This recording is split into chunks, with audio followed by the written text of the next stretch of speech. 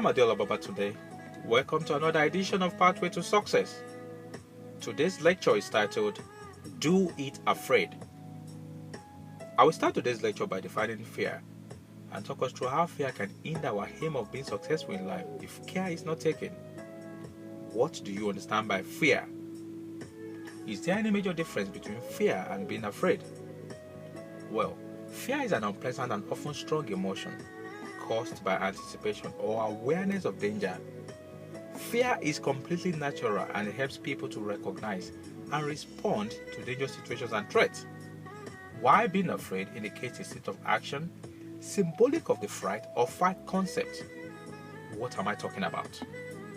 If you are afraid, you have the ability to act. That is, you decide whether or not you will stand there with a perceived threat.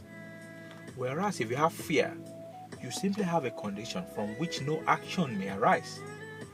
This implies that fear is paralyzing, disabling the ability to have because there is nothing specific on which action may come about.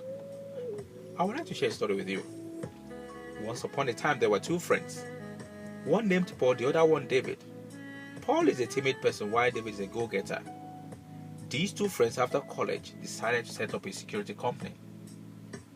They went for necessary security training, and a few months later, their business was up and running. One day they were working when a man walked up to them. This man said he has got a company and he will need them to come and provide security services for him. Paul was quick to tell this man that they will not be able to do it. David turned to look at his friend. Why did you say we cannot do it? We've always been talking about opportunity coming our way. We've been talking about how to make this business grow. Don't you know this is an opportunity for us to grow this business? Paul said, for us to be able to do this business with this man, we are going to need more hands. I can hardly manage myself, let alone manage other people. How do you see yourself? One thing is for you to have a dream. If you allow fear to take charge of your dream, you will die with your dream. So many people have died with their dreams because they allowed fear to take charge of their lives. David turned to this man and said, Sir, if you have this job for us, we will do it. They took this job and were able to do it successfully. As I speak, these two friends have got a very big security company. But for David, they wouldn't have been able to do it. Are you somebody like Paul? Probably you're waiting for your fear to go before you start doing something. If you want to wait, you are going to wait forever because fear will always remain there. Do you know how this starts? When you are thinking of something you want to do, you have this thing within you that is called your subconscious mind. This mind can either tell you something positive or something negative. You are in charge of this, your subconscious mind.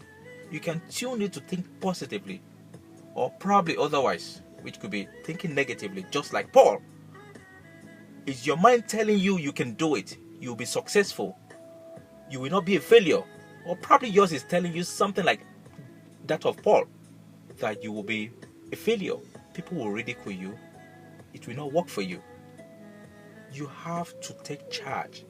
You are 100% responsible of what you think. If you allow your mind to run negative, you will not be able to get to where you want to get to in life. You want to go for a job interview, but you're scared that you are too short, too tall, or probably you do not have the experience required. Do you think if you bombard yourself with such negative thoughts, you'll be able to get that job? No. You will get there and you will mess everything up. Successful people do it afraid. One thing you have to learn is to fight your fear. Fear is something we deal with every day. Some carry their own around. The most important tool against the fight against fear is for you to name it. While seemingly obvious and easy to do, this is a very difficult task that must not be taken lightly.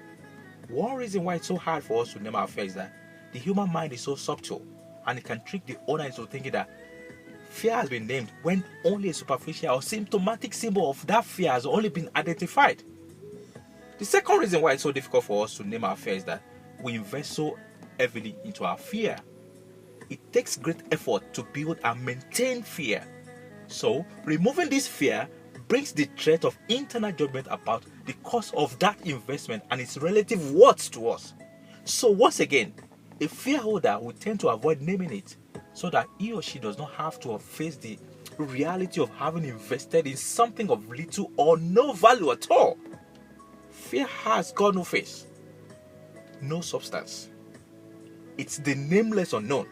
The natural inclination of humankind is to resist the unknown. Fear is a sneaky thing that creeps in on us when we least expect it. If I'm to tell you all my silly fears, seriously, you will laugh at me. But I've learned that amazing thing, which is to do it afraid. You can do the same thing. I would like to know if this lecture has been of any impact to you. Please send your mail to info@adeolababatunde.com. You can get this lecture and all other lectures of Pathway to Success by visiting adeolababatunde.com. Thank you.